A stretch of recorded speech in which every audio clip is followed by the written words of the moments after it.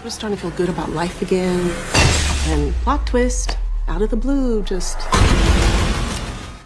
HBO invites us to the luxurious White Lotus Resort, a place where the privileged and pampered come to escape the stresses of their lives. However, as we've seen in previous seasons, the tranquil facade of this tropical paradise often hides a complex web of secrets, scandals, and lies. This season, a new cast of characters check in, each carrying their own unique issue. While some familiar faces return to either learn or stir up trouble, the action unfolds in the lush jungles of Thailand. The wheels of chaos and mystery have begun to turn with the premiere of Episode 1. So join us as we dive into the treacherous waters of the White Lotus, where the pursuit of pleasure and the price of privilege are set to collide in unexpected and unforgettable ways. Warning, major spoilers ahead for those who haven't watched the episode yet. But before we go into our explanation, we have a very small request. If you like our content, please support us by subscribing to our channel. This is a small click for you, but for us, it means a lot. Thank you. Let's begin.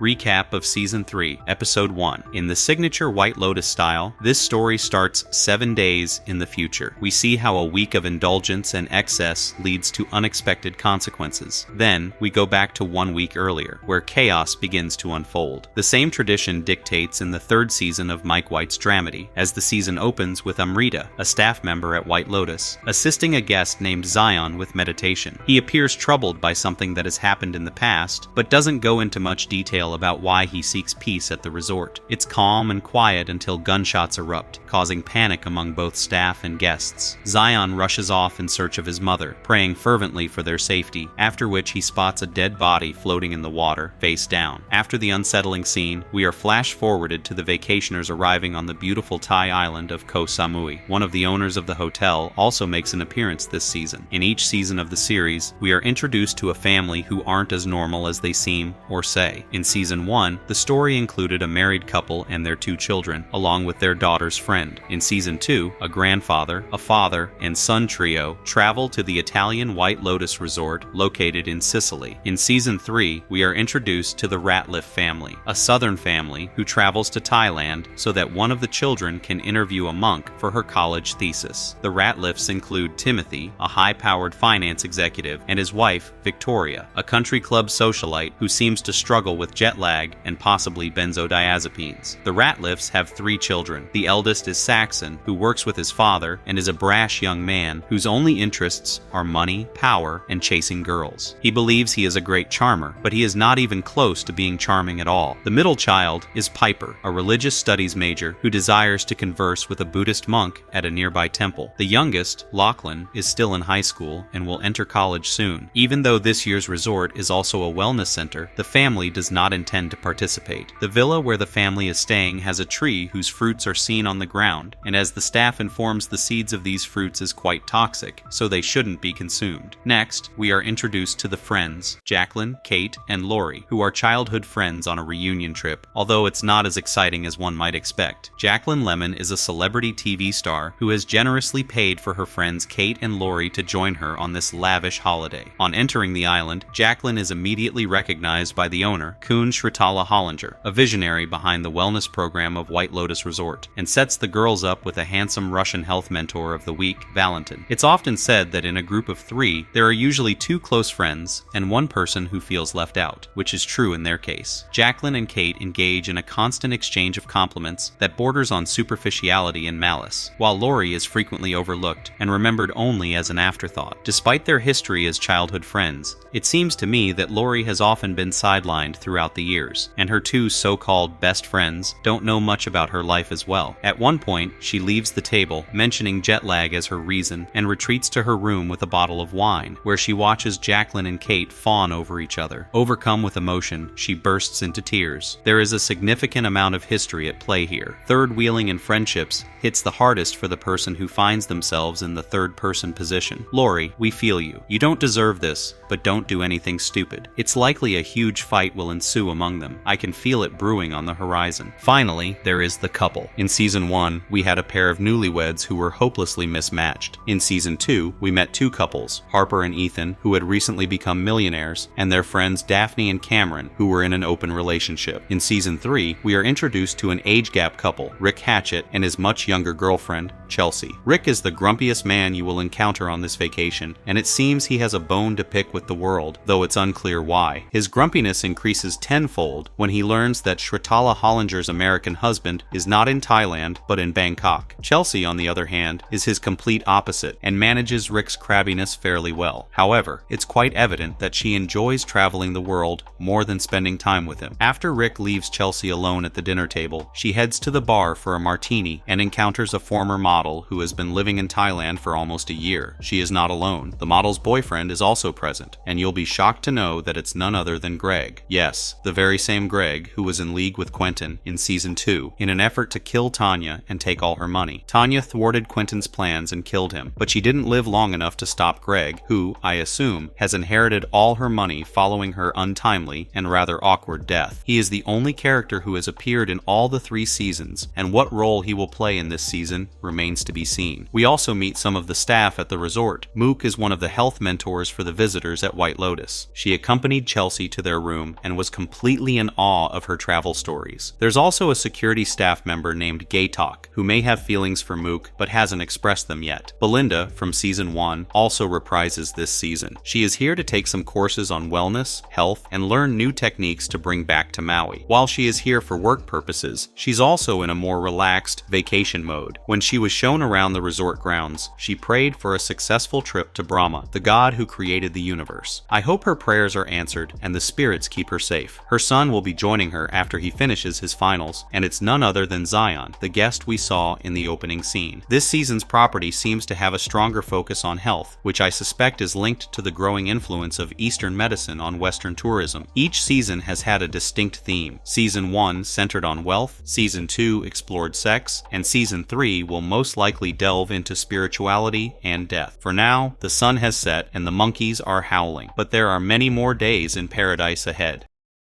Ending explained. By the middle of the episode, cracks that will lead to chaos at the end begin to emerge. The first signs appear in Timothy's polished facade when a journalist starts asking probing questions about his questionable past dealings with Kenneth Nguyen, aka Kenny, and the dubious company, Shokel. Timothy quickly avoids the question and disconnects the call with the WSJ reporter, but his phone call to Kenny exposes many secrets that he seems to be hiding. It looks like Timothy's family wealth might come from illegal sources, and his ties to the Brunei government are unclear. He also looks quite guilty when his wife Victoria was praising him for all he has done for their family. From the very beginning, Rick has appeared mysterious, as if he is either hiding something or hiding from someone. This is highlighted by his admission that he is not allowed to go to Australia, which suggests he has a troubled past with the law. It seems that the couple had originally planned to travel to Australia as their next destination, but Rick changed the plan at the last moment. Rick's troubling past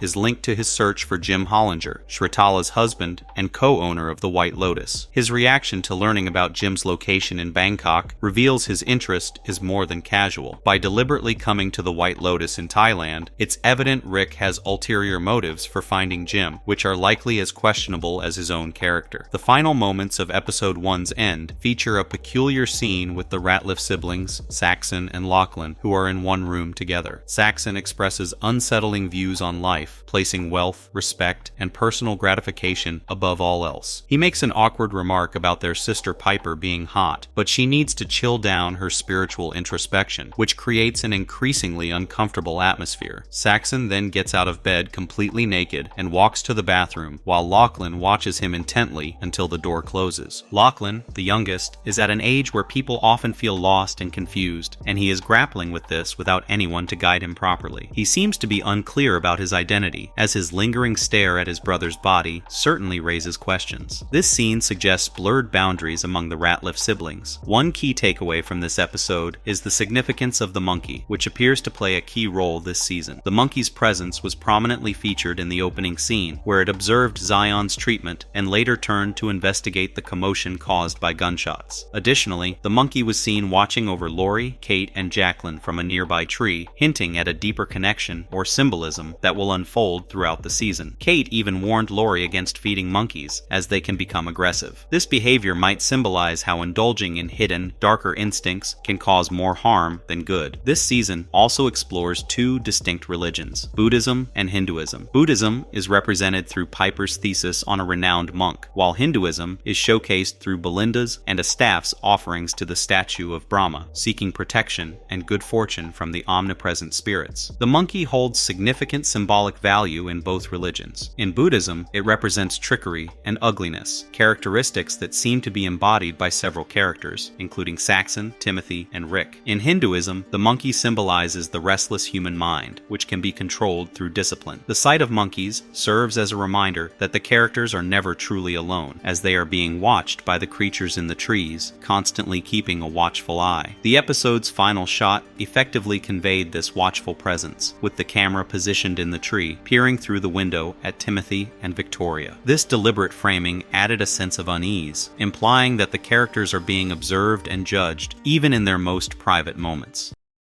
Theories or predictions on Episode 2. Greg's presence alone creates interesting potential conflicts, particularly with Belinda. The promo for Episode 2 reveals that Greg is asking about Belinda. It's unclear whether she knows what happened to Tanya and Greg's involvement in her death, or if she is completely unaware. Greg might simply be trying to gauge if she has any knowledge on that matter. Kenny may not be answering Tim's calls, but his office has informed him that 2 FBI agents are looking for Tim. It appears that both men may have been involved in a significant tax evasion scheme in the past. Tim's reaction when Victoria comments that Thailand is a place where con men and tax evaders go suggests he is aware of the gravity of the situation. With the FBI's attention already drawn, both men could face serious legal battles or even end up in prison. Lori's friends Kate and Jacqueline do not stop her when she is ogling their attractive health mentor, Valentin. In fact, they even encouraged her to pursue him since she was single and reminded her, whatever happens in Thailand, stays in Thailand. Kate appears to be a friend Jacqueline should be cautious of, especially since she talks behind Jacqueline's back, one who financed the entire trip. It will be interesting to see who is likely to cause a rift. Will they be able to reconcile from it? Rick won't stop until he gets hold of Shrtala's husband, and he might end up doing something foolish as remarked by his girlfriend Chelsea. It's not surprising that he is carrying a gun. Will he follow Jim to Bangkok like a madman? Is he a hitman with a mission? Even Shrtala, the owner of the resort, likely understands the danger lurking on the premises, which is why she has asked Gaytok to be her bodyguard.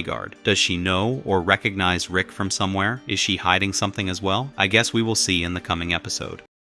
Marvelous verdict. By the end of Episode 1, we see the dynamics are already shifting, and we are left to see who will crack first under the pressure. And if you are wondering if we have the answer to who might be killed, then we should make it clear that many unclear aspects still need to be explored after some more episodes are released before we get any clues. But could the key to understanding the mystery victim's death be related to the mighty Pong Pong tree? Yes, you heard me. We are talking about the tree that has fruits which contain poisonous seeds lethal enough to kill someone. Is this a hint about what could happen? Why would Mark White show us this tree in the beginning if it wasn't important? Will the seeds be used to harm someone? Who else is aware of the tree's dangerous properties? I guess we'll just have to wait and see. And if you liked our content, don't forget to leave a like and subscribe to us if you haven't already. Have a good one and be safe. Thanks, everyone.